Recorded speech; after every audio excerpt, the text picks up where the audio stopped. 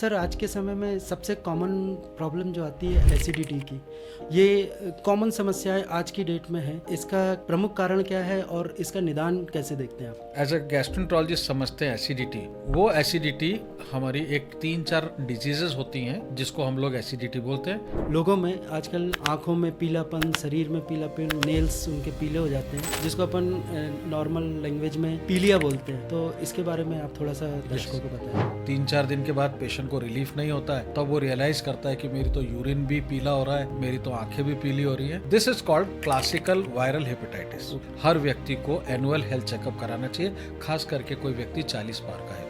आजकल लोग सोनोग्राफी कराते हैं और बोलते हैं कि फैटी लीवर आया है, फैटी लीवर ग्रेड 1 ग्रेड 2, ये क्या है सर? थोड़ा सा समझाएं। 2 तरह के ओपिनियन इसमें बनते हैं। एक सेट ऑफ डॉक्टर्स बोलता है कोई बात नहीं है, तो होता है, इसको नजरअंदाज करो। और एक हम जैसे गैस्ट्रोएंटरोलॉजिस्ट होते हैं जो इस फैटी लीवर को एक अलग नजरिए से देखते हैं। तो जो हमारी टीचिंग है वो ये है कि फैटी लीवर मीन्स एक abnormal metabolism is going on in the body. Liver fibrosis, फिर liver cirrhosis, फिर liver cancers and death. This is the sequence. Drugs और शराब से आपका लीवर तो जाएगा ही जाएगा, फिर आप उसके बाद एक तैयारी हो जाती है आपके जान जाने की। Obviously. नमस्कार दोस्तों, जय हिंद। मेरा नाम है महेंद्र त्रिपाठी और हम शुरू करने जा रहे हैं आज हमारा पहला पॉडकास्ट, जिसका नाम है the solution podcast by MT. TSP की यूएसपी यही है कि आपकी हर स्वास्थ्य समस्याओं का समाधान। और मुझे उम्मीद और भरोसा है कि आपके सभी समस्याओं का समाधान इस पॉडकास्ट में आपको मिलेगा। तो मेरी आपसे रिक्वेस्ट है कि आप इसके साथ जुड़ें और ज़्यादा से ज़्यादा शेयर करें और इस चैनल को सब्सक्राइब करें। दोस्तों, आज हमारे साथ एक ऐसी शख्सियत है जिसे कोई परिचय की ज़रूरत नहीं है, उनका नाम ही काफ़ी है। नाम है डॉक्टर नीरज जैन। इनके यदि एक वर्ड में बोलूं तो पेट के जादूगर। ये अभी केयर सीएचएल हॉस्पिटल में हेड ऑफ़ द डिपार्टमेंट है, पेट एवं लीवर रोग डिपार्टमेंट के। और इनका एक संक्षिप्त परिचय मैं दे दूं। सर ने एमबीबीएस और एमडी की degree MGM medical college Indore से प्राप्त की और उसके बाद डीएनबी की डिग्री एसजीपीआई लखनऊ से, और उसके पश्चात सन 2002 में DM SMS medical college Jaipur से, और सन 2002 से आज तक सर इंदौर के प्रतिष्ठित केयर सीएचएल में अपनी सेवाएं दे रहे हैं। और सर अभी कुछ ही समय पहले डॉक्टर एसके मुखर्जी चिकित्सा सेवा अवार्ड से भी सम्मानित हो चुके हैं। सर आपका बहुत बहुत स्वागत है हमारे podcast channel the solution podcast by MT में। धन्यवाद महेंद्र जी इस इंट्रोडक्शन के लिए। मैं अपने श्रोताओं को बता दूं कि मैं एक पेट एवं लिवर रोग विशेषज्ञ हूं और आज आपकी कॉमन गैस्ट्रोएंटरोलॉजिकल प्रॉब्लम्स के बारे में आपसे चर्चा करने आया हूं। सर कहा जाता है प्रेम का रास्ता पेट से होकर निकलता है, वैसे ही बीमारी का जो रास्ता है वो पेट से ही होकर जाता है, ऐसा कहने में आता है। इसके बारे में आपका क्या कहना है? बात सच तो है कि प्रेम और रोग दोनों का रास्ता पेट से होकर गुजरता है। क्या है कि हम अपना खान पीन जिस तरह से करेंगे, जैसा आहार वैसे विचार, ये एक पुरानी कहावत है। तो यदि हमारा आहार शुद्ध है, हमारा आहार संतुलित है, तो हमारे विचार भी शुद्ध होंगे, विचार भी संतुलित होंगे। और यदि सब कुछ संतुलित है तो क्यों ना प्रेम जागे और क्यों ना पेशेंट निरोगी रहे। तो बात सत्य है कि पेट ही हमारी पेट ज़्यादातर बीमारियों की जननी है। बिल्कुल सर। सर आज के समय में सबसे कॉमन प्रॉब्लम जो आती है एसिडिटी की, लोग शिकायत करते हैं कि पेट में जलन हो रही है, सीने में जलन हो रही है और खाना ऊपर आ रहा है। ये कॉमन समस्याएं आज की डेट में हैं। इसका कारण, मेन प्रमुख कारण क्या है और इसका निदान कैसे देखते हैं आप? ये बहुत अच्छा सवाल है। देखिए, ज़्यादातर पेशेंट जो हमारे पास आउटडोर में आते हैं, चाहे कोई से भी एज ग्रुप के हों, उनको एक कॉमन शिकायत है, डॉक्टर साहब एसिडिटी बहुत होती है। नाउ जब हम उनसे बहुत डिटेल में पूछने की कोशिश करते हैं कि आपका एसिडिटी का मतलब क्या है, तो कुछ लोग बोलते हैं कि हमें सीने में जलन होती है, कुछ लोग बोलते हैं हमारे पेट को ऊपरी हिस्से में जलन होती है, कुछ लोग बोलते हैं कि हमको खाना खाने के बाद पेट में आफरा आने लगता है, कुछ लोग बोलते हैं कि हमें डकारें बहुत आती हैं, कुछ लोग बोलते हैं कि गैस बहुत बनती है। तो अलग अलग लोगों के अलग अलग तात्पर्य होते हैं एसिडिटी को लेकर के।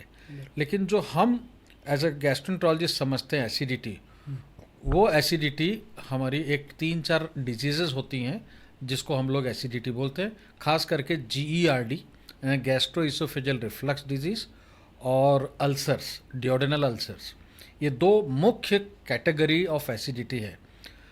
यदि हम पहले की बात करें GERD, तो इसके अंदर एसिड रिफ्लक्स होता है फूड पाइप में, और एसिड रिफ्लक्स की वजह से ये जो बड़ा सेंसिटिव ऑर्गन होता है ईसोफेगस, इसमें बर्निंग होती है, जलन होती है। बराबर। तो कई बार ये जलन पेशेंट अपने यहाँ कम्युनिकेट नहीं कर पाता है, लेकिन उसको एसिडिटी इस तरह से होती है। और दूसरा होता है डिओडनल अल्सर्स, जो आज के युग में थोड़े कॉमन नहीं है, बट जो लोग स्मोकिंग करते हैं, जो लोग पेन किलर्स खाते हैं, उन लोगों को डिओडेनम यानी छोटी आंत के शुरुआती हिस्से में अल्सर्स हो जाते हैं। ये अल्सर्स भी काफ़ी पेन और बर्निंग का एहसास देते हैं, और वो खास करके अपर एब्डोमेन में होता है। तो अपर एब्डोमेन और चेस्ट में बहुत ज़्यादा अंतर नहीं होता है, तो ज़्यादातर ये वाले पेशेंट जलन की शिकायत करते हैं अपने ऊपरी हिस्से में। अब रहा सवाल कि ये क्यों होती है, तो देखिए ये दो मुख्य कारण बता दूं। एक कारण तो डिजीज़ ही है, कि आपको एक डिजीज़ हो गई कि आपका एसिड रिफ्लक्स ऊपर की ओर हो रहा है, उसके बहुत सारे कारण होते हैं। और एक डिओडनल अल्सर हो रहा है, उसके 2-3 मुख्य कारण हैं। उनमें से एक मैंने बताया स्मोकिंग, एक मैंने बताया कि एक्सेसिव पेन किलर्स खाना, और तीसरा एक H. पाइलोराई इन्फेक्शन होता है। तो इनके कारण ये सारी बीमारियां होती हैं।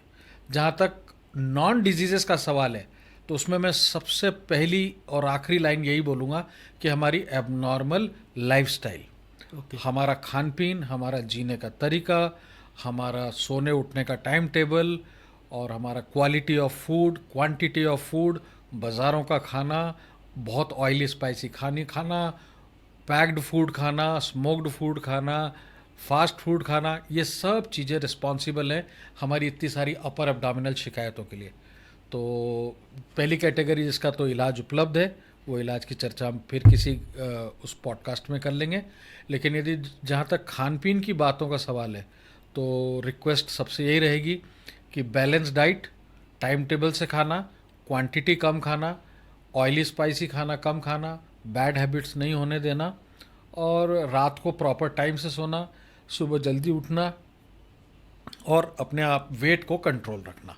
ये मेरी सलाह आपको है। Thank you sir. सर, पेट में होने वाली, जैसा आपने बताया, पेट में बहुत सारी तकलीफ़ों का एक प्रमुख कारण क्या मेंटल स्ट्रेस हो सकता है क्या? तनाव, जो कि आज की डेट में किसी भी वर्ग को देखें, मध्य वर्ग देखें, उच्च वर्ग देखें, तो कॉरपोरेट वर्ल्ड देखें, स्ट्रेस एक सबसे बड़ी समस्या है। उस स्ट्रेस की वजह से पेट में बीमारियां हो सकती क्या? यस, देखिए स्ट्रेस तो आदमी को कुछ भी करा सकता है। Stress is the main cause of hypertension, diabetes, paralysis, stress से कंट्रीब्यूट हो ही रहा है। बराबर। पेट में आए तो अपन, मेरे को जो आउटडोर में देखने को मिलता है, जो प्रैक्टिस कॉमनली देखने को मिलती है, बहुत सारे लोग पेट की शिकायत करते हैं, बॉडी के अन्य हिस्सों की शिकायत करते हैं, लेकिन उनकी जांच पड़ताल की जाए तो वो एब्सोल्युटली नॉर्मल है। तो जवाब ये तैयार होता है कि भाई ये सारी शिकायतें आपकी स्ट्रेस रिलेटेड है या साइकोलॉजिकल है। तो ये बहुत बड़ा वर्ग पेट की बीमारियों का या पेट की शिकायतें लेके हमारे आउटडोर में आता है, जिन्हें स्ट्रेस, एंग्जाइटी, डिप्रेशन सब साथ में होता है, और वो काफ़ी सारी शिकायतें करते हैं, मानो उनको बहुत बड़ी बीमारी हो गई हो, लेकिन होती तो नहीं है। जी, और स्ट्रेस आज की तारीख में हमारी लाइफ का एक हिस्सा बन चुका है। ऐसा कोई व्यक्ति मुझे नहीं नज़र आता जो स्ट्रेस में नहीं है। लेकिन स्ट्रेस को हैंडल करना, स्ट्रेस को ओवरकम करना, स्ट्रेस को मैनेज करना हमको बहुत आसानी से आना चाहिए। उसके क्या कर सकते हैं स्ट्रेस रिलीज के लिए? स्ट्रेस रिलीज के लिए अपनी लाइफ को कम प्रॉपरली दवाइयाँ। मैनेज करना, अपनी क्या नीड्स हैं, हमारी क्या रिक्वायरमेंट्स हैं, हम दुनिया से क्या उम्मीद करते हैं, हम अपने आप से क्या उम्मीद करते हैं, हम अपने पेरेंट्स से क्या उम्मीद करते हैं, हम अपने बच्चों से क्या उम्मीद करते हैं, ये सब चीज़ों को बहुत प्रॉपरली बैलेंस करके रखना।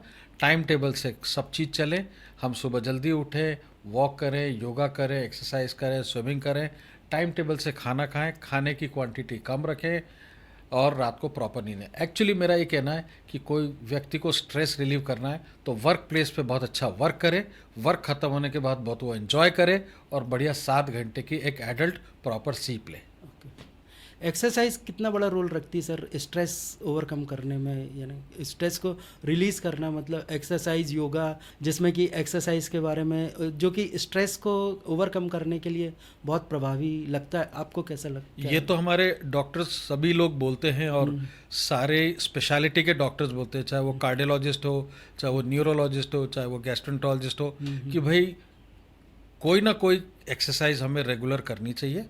उसका ड्यूरेशन तो खैर सीमित असीमित नहीं हो सकता, 40-45 मिनट, 1 घंटा 1.5 घंटा की एक्सरसाइज हो, और एक्सरसाइज अपने आप में एक स्ट्रेस बस्टर है। तो आप चाहे स्विमिंग कर रहे हो, चाहे बैडमिंटन खेल रहे हो, चाहे जिम में पसीना बहा रहे हो, वो अपने आप में एक स्ट्रेस बस्टर है। तो ये हर व्यक्ति को, हर एज ग्रुप के व्यक्ति को 40 मिनट से 50 मिनट से लेके 1 घंटे तक रोज कोई ना कोई रूप में स्ट्रेस बस्टर एक्सरसाइजेस करना चाहिए। मेडिटेशन, योगा, ध्यान करना, ये सब चीज़ें भी स्ट्रेस को रिलीव करती है। तो कोई ना कोई 1 घंटा निकालो, 24 घंटे में से केवल 1 घंटा निकालो कि हम अपना स्ट्रेस रिलीव कर सकें, बहुत मदद मिलेगी आपको। सर आजकल हम देखते हैं कि बहुत सारी लोगों में आजकल आँखों में पीलापन, शरीर में पीलापन, नेल्स उनके पीले हो जाते हैं, जिसको अपन नॉर्मल लैंग्वेज में पीलिया बोलते हैं। सर ये आजकल बहुत फ्रीक्वेंट देखने को आ रहा है, तो इसके बारे में आप थोड़ा सा दर्शकों को बताएं। पीलिया एक लक्षण है और पीलिया एक बीमारी भी है। यदि अपन साधारण पीलिया की बात करें तो इसको वायरल हेपेटाइटिस बोलते हैं, जिसमें कि एक व्यक्ति को बुखार आता है और उसको खाने की इच्छा कम हो जाती है, उसको उल्टियाँ होती हैं। पहले 2 दिन तो वो साधारण उपचार लेता है वायरल बीमारी समझ के, एक डॉक्टर भी देखता है, उसको वायरल लगता है। 3-4 दिन के बाद पेशेंट को रिलीफ नहीं होता है, तब वो रियलाइज़ करता है कि मेरी तो यूरिन भी पीला हो रहा है, मेरी तो आंखें भी पीली हो रही हैं। और ऐसे समय में उसका ब्लड टेस्ट कराओ तो सारे लीवर फंक्शन टेस्ट जैसे बिलीरुबिन, एसजीपीटी, ये बढ़ा हुआ आता है। This is called classical viral hepatitis. उसके कई सारे कारण होते हैं। जो विशेष कारण होता है वो ये होता है कि हमारा दूषित खान पीन, खाना या पानी, यदि हमारा 1 महीने 1.5 महीना पहले कोई संक्रमित इस प्रकार का खान पीन हुआ है तो उसकी वजह से होता है। और भी कारण होते हैं लाइक इन्फेक्टेड ब्लड ट्रांसफ्यूजन, जिसको पहले से ही कोई पीलिया था, हेपेटाइटिस बी था, ऐसा ब्लड हमने किसी व्यक्ति को चढ़ा दिया, उसको भी पीलिया हो सकता है। तो these are called classical viral hepatitis, जो इनकी कैटेगरी ए, बी, सी और ई, ये कैटेगरीज की होती है। एक हम दूसरे प्रकार के पीलिया की बात कर लें कि एक व्यक्ति जो 10-20 साल से शराब पी रहा होता है और धीरे धीरे उसका लीवर डैमेज होना शुरू हो जाता है और एक दिन उसकी अचानक आंखें भी पीली दिखाई देने लगती हैं, पैरों में सूजन आने लगती है, पेट बड़ा होने लगता है। ये पीलिया एक अलग कैटेगरी का पीलिया है, इसको हम लोग लिवर सिरोसिस कहते हैं। तो 2 मैंने बातें बताई हैं। इसमें और भी कैटेगरीज हैं जो मैं नहीं समझता हूँ कि इस समय, और या आपका कोई अगला सवाल होगा तो उसमें दे दूंगा जवाब। सर आपने जैसे बताया कि पीलिया का मेन कारण दूषित खान पान और शराब। लोग शराब तो ऐसे यूज़ करते हैं सेलिब्रेशन और गम भुलाने के लिए शराब, जिसका एक्सेसिव यूज़ आज सर आप अपने नॉर्मल डेज़ में देखते हैं कि शराब का चलन इतना बढ़ गया है। क्या सबसे पेट की बीमारियों में या जैसा आपने बताया हेपेटाइटिस, एक शराब सबसे प्रमुख है क्या इसको होने? मैं ये तो नहीं बोलूँगा कि लीवर की बीमारियों में शराब सबसे प्रमुख है, बट शराब से रिलेटेड लिवर बीमारी हमारी पूरी लीवर की बीमारियों का एक बहुत बड़ा हिस्सा है। और शराब कभी कभार पीना, हमारा ये नहीं कहना है कि कभी नहीं पीना या पीना, बट कम पीने वाले को कम बीमारी होती है, ज़्यादा पीने वाले को ज़्यादा शराब की बीमारी, लिवर की बीमारी होती है। वर्जित। सर जैसे अभी आपने बताया पीलिया का, और मैं इसमें थोड़ा सा एडिशन करूँगा। पीलिया में बहुत सारे मिथ है कि झाड़ फूँक कराना, और फिर झाड़ फूँक कराते रहते हैं, फिर उसके बाद स्थिति बिगड़ जाती है, फिर डॉक्टर के चक्कर लगाते, तब तक स्थिति हाथ से निकल जाती है। इसके बारे में थोड़ा सा बताएं सर, ये क्या है? देखिए, पिछले 25-30 साल से जब से मैं प्रैक्टिस कर रहा हूँ, ये चीज़ें हमारे को आज भी 2025 में देखने को मिलती है कि लोगों का विश्वास ऑल्टरनेटिव फॉर्म्स ऑफ मेडिसिन में ज़्यादा है। पीलिया झड़वाना, बराबर, केले के पत्ते में रख के दवाई देना, और न जाने झाड़ फूंक कराना। देखिए, ये सब उस ज़माने में हुआ करता था जब एक साइंटिफिक नॉलेज लोगों को नहीं था।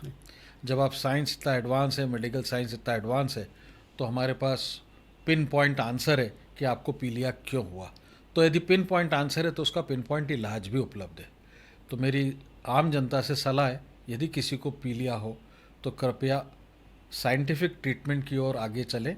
ऑल्टरनेटिव फॉर्म्स ऑफ मेडिसिन या ऐसी पद्धतियाँ जो साइंटिफिकली प्रूवन ना हो, उनकी तरफ आगे ना भागें, क्योंकि कई बार क्या होता है, ये मेडिसिन्स खुद लिवर को नुकसान करती हैं, और एक तरफ तो आपको पीलिया की बीमारी हो रही है, एक तरफ इस प्रकार की दवाई यदि आपके लिवर को नुकसान करेगी तो आपकी जान को खतरा हो सकता है। बोलते हैं पीला नहीं खाना चाहिए, छेना खाने को बोलते हैं, तो लोग उसकी वजह से इतना मीठा खा लेते हैं कि डायबिटीज़ बढ़ जाती है। मैं ये कहूँगा हाँ। कि जब व्यक्ति को किसी को पीलिया होता है तो उसको परहेज उसी चीज़ का करना चाहिए जिसके खाने या पीने से उसकी शिकायतें बढ़ रही हैं। ओके। तो जैसे एक पुराने ज़माने में कहावत थी ना कि पीलिया हो गया अब सब चीज़ उबली हुई देना, उबली हुई तेल की चीज़ें नहीं देना। बिल्कुल। तो उसके पीछे तर्क ये था कि इस समय पेशेंट को भूख नहीं लग रही होती है, नौशिया वॉमिटिंग बहुत हो रहा होता है, और इस समय यदि आप तेल की चीज़ें खाते हैं या ऑयली चीज़ खा रहे हैं, उससे आपकी पेट की मोटिलिटी और कमज़ोर हो जाती है, आपकी वॉमिटिंग बढ़ जाती है, आपका अपर एब्डोमिनल पेन बढ़ जाता है। तो ये उस समय शायद रीज़न रहा होगा तेल की चीज़ें न देने का। ओके। जबकि ये तर्क बिल्कुल गलत है कि तेल की चीज़ें खाने से लिवर पे लोड पड़ेगा, और लिवर तो पहले से ही कमज़ोर है। नो नो नो, ये सिर्फ इसलिए कि आपको आपके सिम्टम्स ना बढ़ जाए, इसलिए आपको रेस्ट्रिक्ट किया जाता है। और जहाँ तक सवाल ये है कि एक्सेसिव ग्लूकोज देना रहता है, ये पेशेंट्स को शुगर डाउन होने का डर रहता है, इनको कैलोरीज हमें अच्छी देनी रहती हैं, इसलिए हम लोग बोलते हैं कि खूब मीठी चीज़ें खाया करें।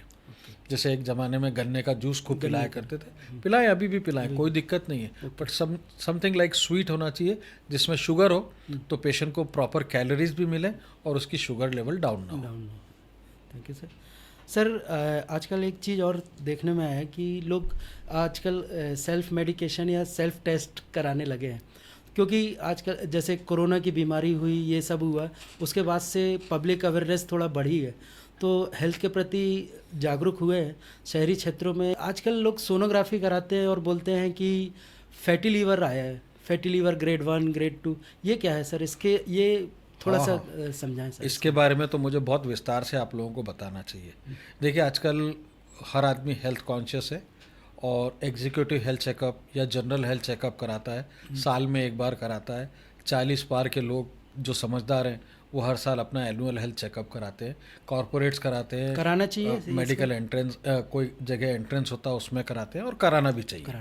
तो मेरा पहला सवाल का जवाब तो ये, हर व्यक्ति को एनुअल हेल्थ चेकअप कराना चाहिए, खास करके कोई व्यक्ति 40 पार का है तो। नाउ जब पूरा एक टेस्ट होता है तो सब कुछ नॉर्मल आता है, केवल एक रिपोर्ट में ब्लैक डार्क लेटर से लिखा होता है fatty liver grade 1 grade 2 fatty liver. और दो तरह के ओपिनियन इसमें बनते हैं। एक सेट ऑफ डॉक्टर्स बोलता है कोई बात नहीं है, तो होता है, इसको नज़रअंदाज करो, और एक हम जैसे गैस्ट्रोएंटरोलॉजिस्ट होते हैं जो इस फैटी लिवर को एक अलग नज़रिए से देखते हैं। तो जो हमारी टीचिंग है वो ये है कि फैटी लिवर मीन्स एक abnormal metabolism is going on in the body, something wrong is going on in the body, so something wrong has to be picked up. यानी कुछ शुरुआत हो कुछ ना कुछ आप में गड़बड़ है, इसलिए आपका लिवर फैटी हुआ है।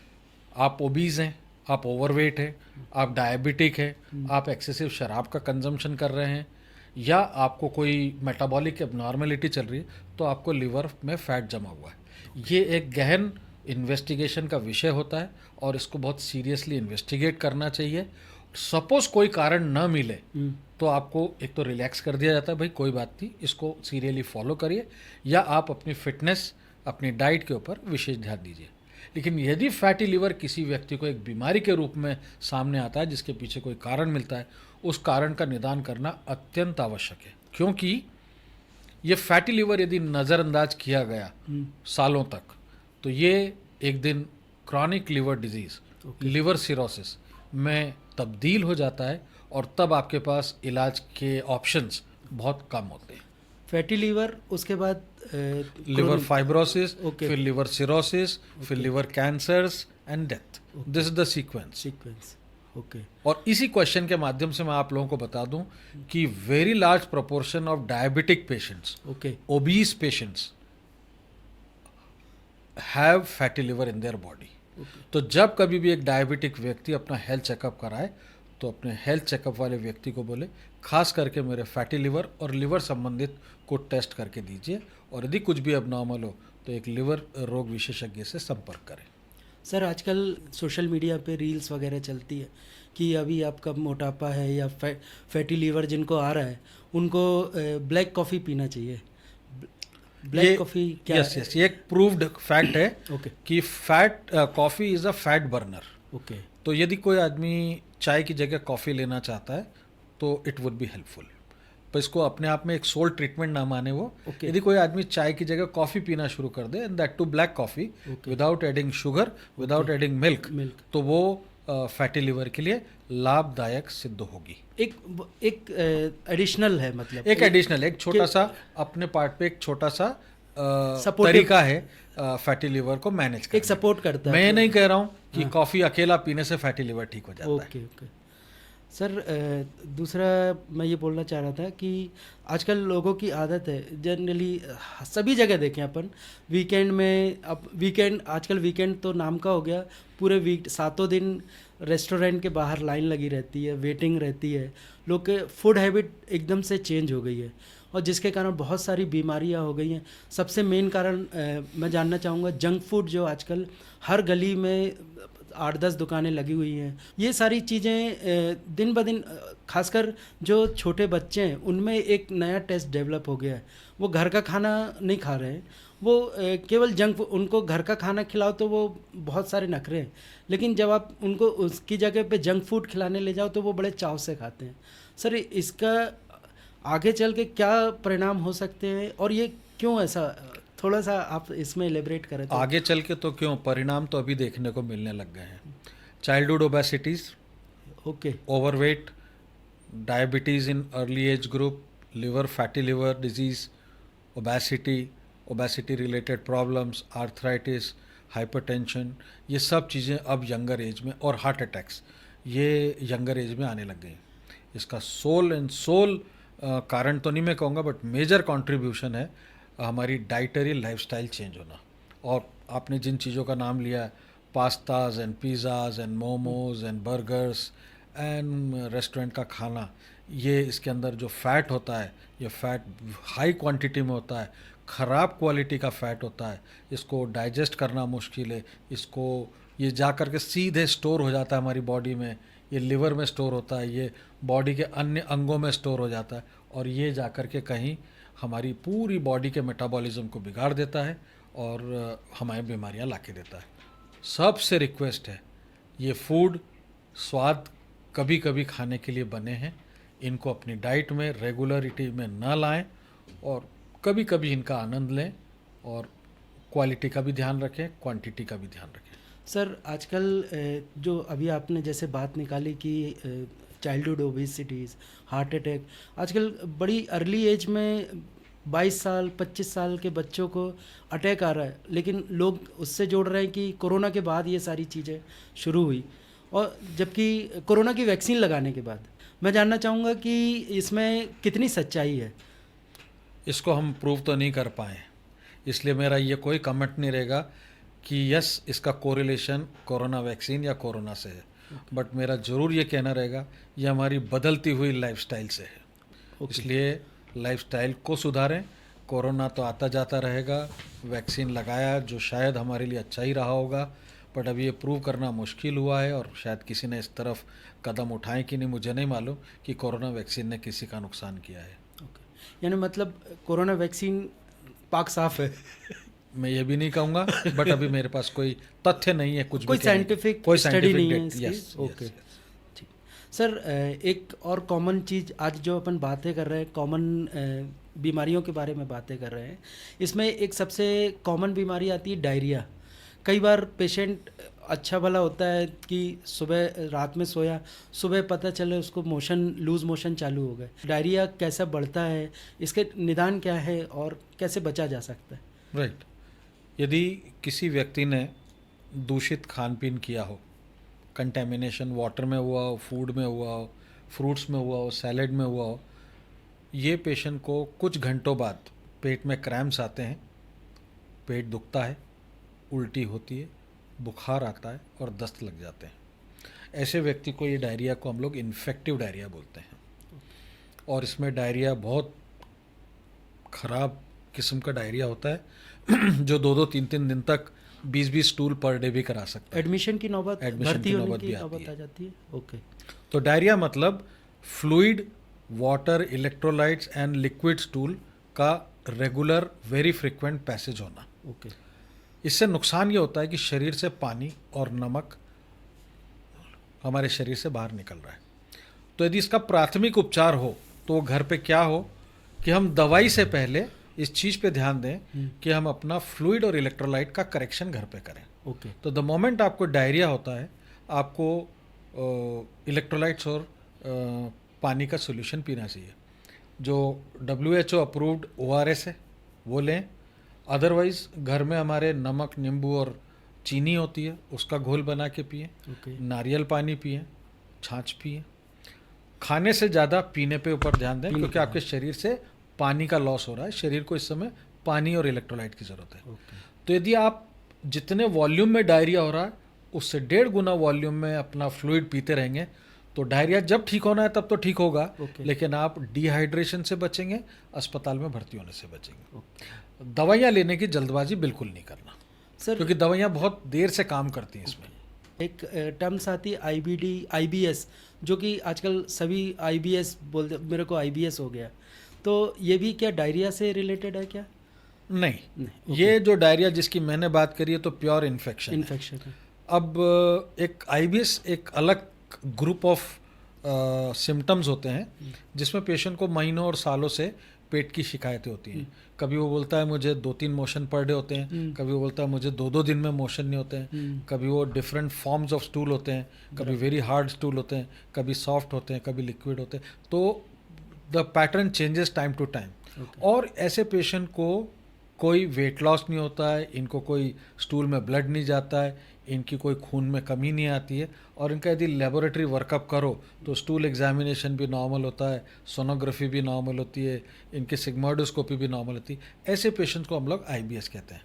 ये IBS को मैनेज करने का एक अलग तरीका है विच starts from lifestyle modifications, few drugs, few dietary advice, right. फिर लाइफ स्टाइल और मॉडिफिकेशन, फिर लाइफस्टाइल पे आ जाते हैं हम लोग, डाइट पे आ जाते हैं। सो घूम फिर करके बातें वहीं आती हैं कि लाइफस्टाइल चेंज करो, डाइट चेंज करो, मेंटली रिलैक्स रहो, आधे से ज़्यादा ट्रीटमेंट तो यही हो गया। फिर बहुत सारी दवाइयाँ भी होती हैं। सर एक चीज़ और बहुत फ्रीक्वेंटली देखने में आता है कि जो शिकायत रहती मरीज़ों की कि सर मैंने खाना खाया और मुझे मोशन जाना रहता है, मोशन सिकनेस जिसको बोलते हैं, कि कुछ भी खाया या कई बार बोलते हैं कि मैंने कुछ थोड़ा सा भी खा लिया, पोहे खा लिए या दिन का लंच लिया, उसके बाद तुरंत मेरे को मोशन जाना पड़ता है। ये क्यों होता है सर? मैं उसको एक डिजीज़ के रूप में नहीं देखूंगा, ओके। वो एक डिसऑर्डर के रूप में देखता हूँ। ओके। कि खाना और खाने के बाद टॉयलेट जाना, तो ये बहुत बड़ी बीमारी नहीं होकर के, ये सिर्फ इसमें थोड़ा मेंटल ट्रेनिंग की आवश्यकता है, पेशेंट को रीएश्योरेंस की ज़रूरत है। और कहीं ना कहीं हम लोग दवाइयाँ इस तरह से देते हैं कि सुबह पेशेंट को 1 शॉट में मोशन पूरा क्लियर हो जाए।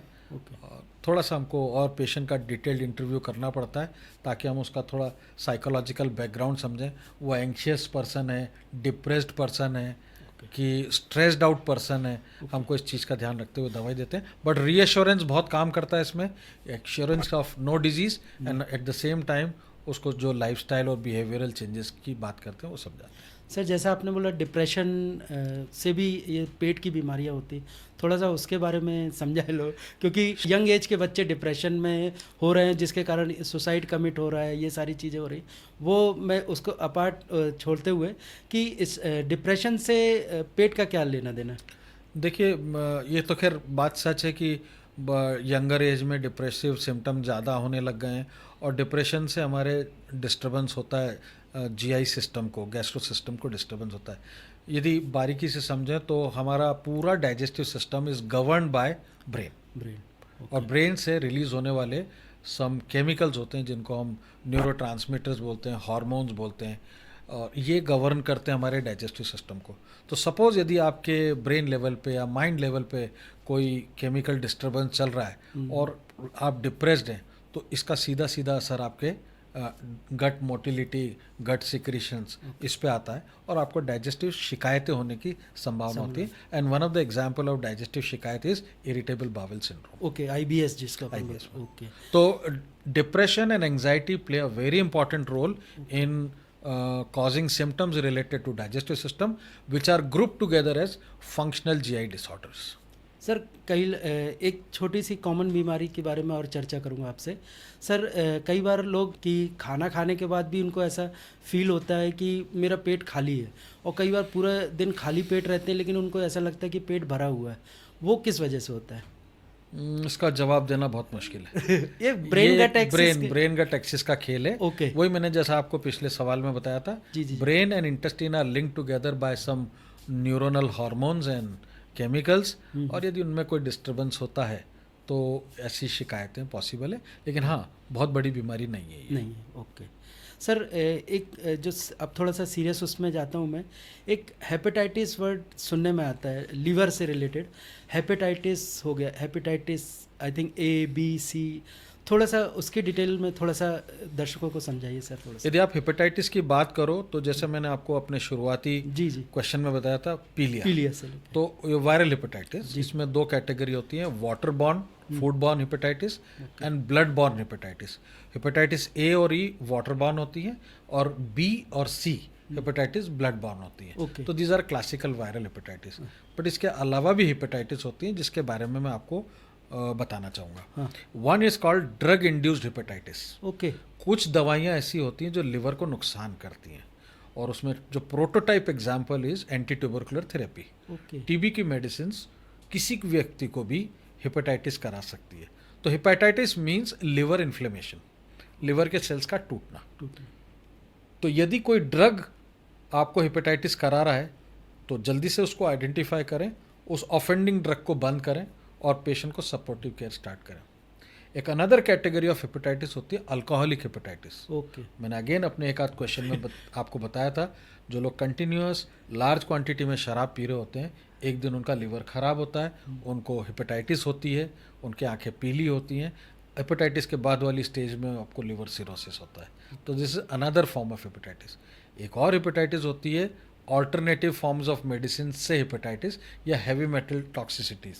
ओके, तो वो एक बहुत बड़ा टॉपिक टॉपिक है। है, आई थिंक इस पॉडकास्ट में हम लोग podcast शायद में ना कवर कर पाए। नेक्स्ट टाइम आपको फिर से लेंगे सर। सर ऐसा बोलते हैं कि जो हेपेटाइटिस C है वो नॉर्दर्न एरिया में ज़्यादा होता है, इसका रीज़न ऐसा जो स्टडी बोल रही है, कई फार्मा कंपनीज़ ने स्टडी की है कि हेपेटाइटिस C का जो नंबर ऑफ पेशेंट है हेपेटाइटिस C के वो नॉर्दर्न एरिया में, जबकि हेपेटाइटिस B सेंट्रल और सदर्न एरिया में। यस, ये खैर हम लोगों की रिसर्च भी हैं, स्टडीज़ भी हैं, हमारे लिटरेचर में अवेलेबल है डाटा कि यदि इंडिया की बात करें तो कुछ नॉर्दर्न स्टेट्स और कुछ नॉर्थ ईस्टर्न स्टेट्स ओके, जहाँ ड्रग एब्यूज़ कॉमन है, intravenous subcutaneous drug abuse common, drugs लेते हैं जो ड्रग्स लेते हैं बाय इंजेक्टेबल रूट, ओके, उन एरियाज़ में हेपेटाइटिस C कॉमन है।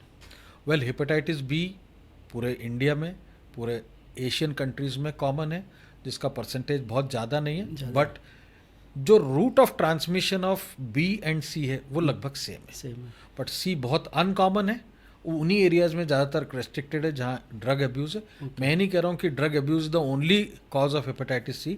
ब्लड ट्रांसफ्यूजन, कंटेमिनेटेड इंस्ट्रूमेंट से भी हेपेटाइटिस C होता है। Okay. लेकिन पिछले कई वर्षों में हमने देखा कि blood bank criteria are very tight. Blood bank के अंदर हेपेटाइटिस B और C का रेगुलर टेस्ट होता है। यदि किसी पेशेंट को, डोनर को हेपेटाइटिस B या C पॉजिटिव है तो उसका ब्लड डिस्कार्ड कर दिया जाता है और उस पेशेंट को इन्फॉर्म कर दिया जाता है और उस पेशेंट का इलाज हो जाता है। तो अब transfusion of hepatitis B and C via blood transfusion is very uncommon, but intravenous drug abuse वाले इलाकों में हेपेटाइटिस C कॉमन है। आपका कहने का मतलब कि ड्रग्स और शराब से आपका लीवर तो जाएगा ही जाएगा, फिर आप उसके बाद एक तैयारी हो जाती है आपके जान जाने की। ऑब्वियसली जिस व्यक्ति को लिवर सिरोसिस होता है उसको हम लोग कहने लग जाते हैं कि भाई अब रिवर्सल शायद इस डिजीज का पॉसिबल नहीं होगा, progression is always possible unless you treat the cause, you identify the cause. तो हेपेटाइटिस बी और सी सर, इसकी वैक्सीन अवेलेबल है, दवाइयाँ हैं क्या अभी? बहुत अच्छी बात है, ये मैसेज इस पॉडकास्ट के थ्रू देना चाहूँगा। Hepatitis B is a preventable disease, इसका वैक्सीन उपलब्ध है, बहुत सस्ता वैक्सीन है। हम लोगों ने करीब आज से 30 वर्ष पहले वैक्सीन लगाया था। बहुत बड़ी नेशनल ड्राइव हुई है इसके लिए और मेरे ख्याल से majority of our population is vaccinated against hepatitis B. और हमारे तो पिछले कुछ वर्षों में एग्जैक्टली तो नहीं बता सकता, 15, 20, 25 वर्षों से गवर्नमेंट ऑफ इंडिया ने हमारे यूनिवर्सल इम्यूनाइजेशन प्रोग्राम में इसको डाला है कि हर पैदा होने वाले बच्चे को जो MMR, measles, mums, rubella, tetanus, ये वो वैक्सीन्स लगते थे, उसके साथ साथ हेपेटाइटिस ए और हेपेटाइटिस बी का वैक्सीन भी लगेगा। तो it's a preventable vaccine kit के साथ बच्चों को साथ में लगता जाएगा। बट अनफॉर्चुनेटली हेपेटाइटिस सी के लिए कोई वैक्सीन नहीं है। अच्छा, तो हेपेटाइटिस सी का तो प्रिवेंशन ये है कि आप इंट्रावीनस ड्रग अब्यूज़ ना होने दें। और जब कभी भी कोई सर्जरी होती है या आपको ब्लड ट्रांसफ्यूजन होता है तो प्लीज़ मेक इट श्योर कि आपका बहुत अच्छी क्वालिटी ऑफ हॉस्पिटल में हो, ब्लड बैंक आपकी बिल्कुल सर्टिफाइड हो, जहाँ से टेस्टिंग होकर के ही ब्लड निकले, तो आपको हेपेटाइटिस सी के चांस। इसकी दवाइयाँ भी हैं सर? हेपेटाइटिस बी और सी की बहुत अच्छी दवाइयाँ अब उपलब्ध हैं। जब हमने हमारी गैस्ट्रोएंटरोलॉजी प्रैक्टिस शुरू करी थी तो these were very difficult diseases to treat and now they are very easy to treat. Hepatitis C के अंदर तो एक 12 हफ्ते का कोर्स होता है जिसको लेने के बाद ऑलमोस्ट लाइक 95% चांसेस ये हैं कि हेपेटाइटिस सी क्योर हो जाता है। और हेपेटाइटिस बी के अंदर भी एक बहुत अच्छी मेडिसिन आती है जिसको हमें लेनी पड़ती है और काफ़ी सालों तक लेनी पड़ती है यदि क्रॉनिक हेपेटाइटिस बी है तो। और यदि एक्यूट हेपेटाइटिस बी है तो ज़्यादातर 95% चांसेस हैं कि वो पूरी तरह ठीक हो जाता है without a specific medicine. Sir, एक पैंक्रेटाइटिस होता है, ये क्या होता है और क्यों होता है? पैनक्रियाज एक ग्लैंड होता है जो हमारे स्टमक के पीछे होता है और उसका मेन फंक्शन होता है डाइजेस्टिव जूसेस और इंसुलिन सिक्रीशन। ये भिंडी नुमा एक ग्लैंड होता है, इसको पैनक्रियाज या अग्नाशय बोलते हैं। बड़ा साइलेंट सा ऑर्गन है, जीवन भर अपना साथ देता है, लेकिन इसको छेड़ोगे तो आपको छोड़ेगा नहीं। छेड़ेगा कैसे आदमी? आप छेड़ोगे 2 तरीके से। One is alcohol, again culprit is alcohol. So excessive मात्रा में अल्कोहल लेना से पैनक्रेटाइटिस होता है। सर, शराब के शौकीनों के दुश्मन हो जाएंगे आप कोई बात इस पॉडकास्ट के बाद। और दूसरा पैनक्रेटाइटिस का कारण होता है मेजर, वो है गॉल ब्लैडर में स्टोन्स। सो अगेन इस पॉडकास्ट के माध्यम से मैं आपको बताना चाहूँगा, अल्कोहल तो ऑब्वियस है ही कि पैनक्रेटाइटिस कराता है, लेकिन गॉल ब्लैडर स्टोन्स यदि किसी व्यक्ति को हैं जो कि रूटीन चेकअप में पता चलते हैं तो कृपया किसी अच्छे डॉक्टर गैस्ट्रोएंटरोलॉजिस्ट से मिलिए और उससे इसके बारे में जानकारी लीजिए कि ये साइलेंट दिखने वाले गॉल ब्लैडर स्टोन एक दिन आपकी जान को रिस्क बन सकते हैं, आपको एक दिन बहुत बड़ी बीमारी दे सकते हैं। तो gall bladder stone is the second most common cause of pancreatitis. ये दोनों को मिला दो, alcohol and gall bladder stones, तो ये 90% कॉजेज ऑफ पैनक्रेटाइटिस के अंदर आते हैं। ना पैनक्रेटाइटिस की बात करें तो it's a very bad disease. जब ये एक्यूट सीवियर पैनक्रेटाइटिस होती है, इसके अंदर सीवियर अपर एब्डोमिनल पेन होता है। ऐसा पेन जो आप बर्दाश्त नहीं कर सकते, ऐसा पेन होता है। और ये पेन अपर एब्डोमेन में होता है, पीछे बैक में भी जाता है। और आपको कुछ ही समय में इसमें अस्पताल पहुंचना पड़ता है और गहन उपचार इसमें होना पड़ता है। मैं तो लेमन भाषा में पेशेंट्स को बोलता हूँ, ये तो पैनक्रियास का हार्ट अटैक है। it is just like a very severe attack of pancreatitis. As bad, as serious as heart attack. So treat it seriously. उसका फटाफट उसको हम लोग प्रूव कर देते हैं विदिन हाफ एन आवर और 1 आवर, कुछ ब्लड टेस्ट से प्रूव कर देते हैं। उनको बहुत साधारण तो नहीं, लेकिन उनको इंटेंसिव केयर उपचार देने से उनकी मॉर्बिडिटी और मॉर्टेलिटी दोनों कम की जा सकती है। दैट मीन्स से मृत्यु दर तो डेफिनेटली बहुत हाई है। सर, जान का खतरा होता है? जान का खतरा है, 20% लोग इसमें जान गंवा बैठते हैं पैनक्रेटाइटिस से। जी सर। तो इसलिए यदि हमको समय पे उपचार मिले, प्रॉपर उपचार मिले, तो ये जान का खतरा कम किया जा सकता है। ये लंबे समय तक चलने वाली बीमारी है, इसमें पेन बहुत होता है, बहुत लंबे समय तक पेन रहता है, पेन किलर्स वगैरह देने पड़ते हैं और धीरे धीरे मरीज ठीक होता है। सो पैनक्रेटाइटिस एक रियल सीरियस बीमारी है और गॉल ब्लैडर स्टोन्स और अल्कोहल ये 2 मेजर कल्प्रिट्स हैं। सर 2 क्वेश्चन और मेरे बचे हैं। एक सर आजकल लीवर ट्रांसप्लांट चला है बहुत, अपने इंदौर शहर में भी बहुत सारे लीवर ट्रांसप्लांट हर सेंटर्स में हो रहे हैं। जैसे केयर CHL में अभी तक आपने जानकारी दी, अपन ऑफलाइन बात कर रहे थे कि ट्रांसप्लांट भी पॉसिबल है। तो मेरा एक सिंपल दर्शकों की जानकारी के लिए ये पूछना था कि ये डोनर को भी प्रॉब्लम होती है या डोनर इजीली दे सकता है, या डोनर कौन होना चाहिए लीवर ट्रांसप्लांट के लिए?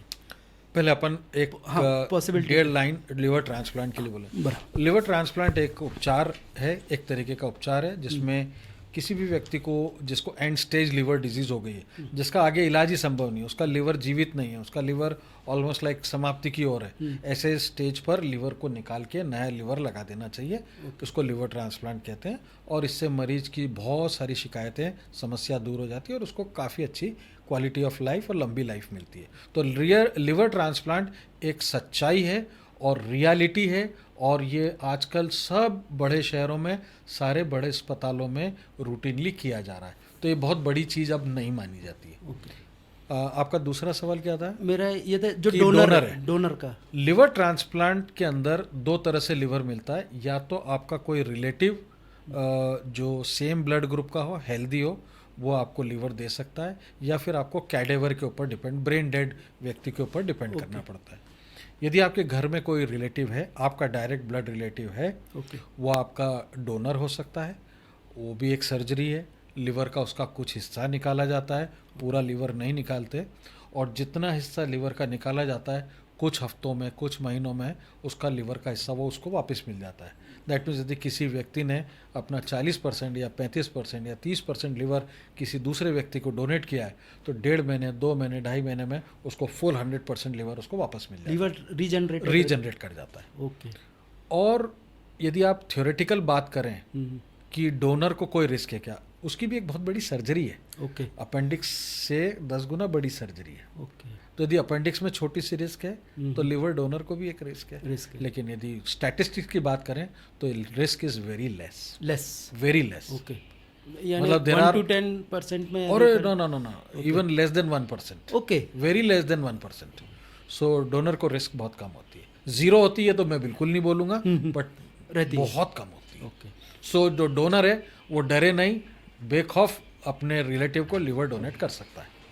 सर एक आखिरी क्वेश्चन मेरा, सर मोदी जी ने अभी अपने मन की बात प्रोग्राम में एक कहा था कि मोटापे के खिलाफ एक मुहिम चलनी चाहिए। तो मैं इस पॉडकास्ट के जरिए मैं आपसे एक बोलना चाहूँगा कि कैसे अपन मोटापे को कंट्रोल कर सकते हैं। जैसे अभी आपने प्रश्नों के उत्तर में बताया कि इसमें मोटापे पे कर सकते हैं, एक आप जानकारी देना चाहें जनरल पब्लिक को कि मोटापे से कैसे अपन स्वस्थ रह सकते हैं, मोटापा दूर करके। चलो इस क्वेश्चन को 2 हिस्सों में डिवाइड करते हैं। क्या करना चाहिए और क्या नहीं करना चाहिए। तो क्या करना चाहिए वो सुनिए। 1 घंटा रोज फिजिकल फिटनेस की मेहनत करना चाहिए। ओके। क्या करना चाहिए? हेल्दी खाना खाना चाहिए और कम खाना चाहिए। ओके। हमारी यदि डाइट 100 की है तो हमें 70-75 पे रुक जाना चाहिए। छोटे छोटे मील्स लेने चाहिए। पेट भर के खाना खाने की आदत खराब आदत है। क्या नहीं करना चाहिए? बाहरी खाना, रिच खाना, होटल्स का खाना, शादियों का खाना, fast food, oily food, fried food, मीठा, शुगर्स, प्योर शुगर्स, इनको अवॉइड करना चाहिए। सर डायबिटीज़ के अलावा शुगर एक पेट के लिए भी कल्प्रेट माना जाता है। इसके पेट के लिए तो क्या, सारी ऑर्गन्स के लिए कल्प्रेट माना जाता है। शुगर खाते हो तो वो अल्टीमेटली बॉडी में जमा होती है, एडिपोज टिश्यू बनता है, फैट बनता है उससे। सो क्या करना चाहिए और क्या नहीं करना चाहिए मैंने आपको बता दिया। खैर बहुत बड़ा चैप्टर है ये कि मोटापे को कम करना एक बहुत बड़ा मुहिम होना चाहिए, नेशनल ड्राइव होना चाहिए। और हम तो यही कहेंगे, अब ज़्यादातर लोग खा के ज़्यादा बीमार हैं। खा के सर मैं आखिरी में आपसे ये कहना चाहूँगा कि दर्शकों के लिए आपका क्या संदेश है हमारे दर्शकों के लिए। कोशिश की कि सभी पेट से संबंधित सभी जो बीमारियां होती है उस पर बात करूं। समय भी कम है और आपका समय बहुत कीमती है, आपने अपने कीमती समय से हमें टाइम दिया, उसके लिए बहुत बहुत धन्यवाद। एक आखिरी संदेश जो आप पब्लिक को देना चाहें सर, आप क्योंकि आप इतने वरिष्ठ पेट रोग विशेषज्ञ, लीवर रोग विशेषज्ञ हैं कि आपकी बात हर कोई सुनेगा और बड़ा सीरियस लेता है। तो मैं आपसे एक रिक्वेस्ट करूंगा कि आप हमारी पब्लिक को, दर्शकों को एक ऐसा संदेश दें जिससे उनका पेट स्वस्थ रहे। हमारे प्रिस्क्रिप्शन में पहली लाइन हम लोग यही लिखते हैं, लाइफस्टाइल चेंजेस। तो लाइफ को बदलिए। यदि आपकी लाइफ एबनॉर्मल है तो उसमें चेंजेस की गुंजाइश है और वो चेंजेस करिए। यदि आप देर से सो के उठते हैं तो सुबह जल्दी उठिए। आप एक्सरसाइज और वॉक नहीं करते हैं तो आप एक्सरसाइज और वॉक करिए। अपनी मील्स को दिन भर में इस तरह से स्प्रेड करें कि मैक्सिमम फूड आप सुबह ही सुबह ले लें। Okay. As the day progresses, जैसे जैसे दिन आगे बढ़ता है आप अपनी डाइट कम करते चले जाएं और रात वाला खाना जो है वो टिपिकल 7-7:30 पर समाप्त कर दें। ओके। लेट नाइट फूड खाना, लेट नाइट पार्टीज़ में जाना, ब्रेवरेजेस और ये सब। बेवरेजेस ना लेना, मिडनाइट स्नैक्स लेना। ओके। जो लोग रात भर जॉब करते हैं वो कुछ ना कुछ मंच करते रहते हैं, उन चीज़ों को मैं अवॉइड करना चाहूँगा। तो this is abnormalities of life that you have to change. Sleep for 7 hours, do 1 hour exercise and minimum eating. And secondly relax at the level of mind, जिसके लिए आप एंजॉय करें, आप डांस करें, आप योगा करें, आप स्विमिंग करें, रिलैक्स होएं, बट ईमानदारी से मेहनत करके अपना प्रोफेशन करें। प्रोफेशन में कटौती ना हो, बट उसके बाद आपकी लाइफ आपके हाथ में है। अपने लिए दीजिए, अपनी फैमिली के लिए दीजिए, अपने समाज के लिए दीजिए, अपने देश के लिए दीजिए। इनका सब थोड़ा थोड़ा कंट्रीब्यूशन सब जगह हो। सर एक आखिरी जाते जाते एक चीज़ और पूछूंगा सर, आज की जो सबसे गंदी आदत मैं बोलूँ जो है बच्चों में, बड़ों में, सभी में एक है, मोबाइल या टीवी देखते हुए खाना खाना। उसके लिए आप एक Oh my आखिरी God. 4 शब्द बोल ये दें। तो खैर आज एज ए डॉक्टर मैं तो बता ही दूंगा, लेकिन आम आदमी को भी ये सब चीज़ पता है हाँ। कि जब आप अपने बच्चे को टीवी के सामने या मोबाइल के सामने बिठा के खाना खिलाते हैं तो by and large over eating हो जाती है। नंबर 2, बच्चे को ये पता ही नहीं रहता उसने क्या खाया। 2, बच्चे को खाने का आनंद ही नहीं आता है। आनंद तो उस मूवी का आ रहा है, उस पिक्चर का आ रहा है, और ये धीरे धीरे ये एक हैबिट डेवलप हो जाती है जो बहुत मुश्किल से जाती है। रिक्वेस्ट है, आपसे हाथ जोड़ के विनती है, ऐसी आदतें बच्चों को न डालें। धन्यवाद सर, थैंक यू, आपने अपना बहुत कीमती समय मुझे निकाल के दिया इस पॉडकास्ट के लिए। और मुझे उम्मीद है कि इस पॉडकास्ट से पेट से संबंधित और ओवरऑल आपकी लाइफ स्टाइल से संबंधित सारी समस्याओं का आपको सॉल्यूशन मिला होगा। मैं एक बार पुनः डॉक्टर नीरज जैन का हार्दिक धन्यवाद करना चाहूँगा कि उन्होंने अपना कीमती समय दिया। बहुत और धन्यवाद। एक वादा और लूँगा कि आने वाले समय में जो दर्शकों के कमेंट्स आएंगे उस पर जो कई और बीमारियाँ पेट से संबंधित होंगी, उसके लिए आप एक बार फिर से हमें समय हम देंगे। ज़रूर चर्चा करेंगे और मैं ये कहूँगा कि स्वस्थ रहें, मस्त रहें। धन्यवाद। Thank you sir, thank you very much.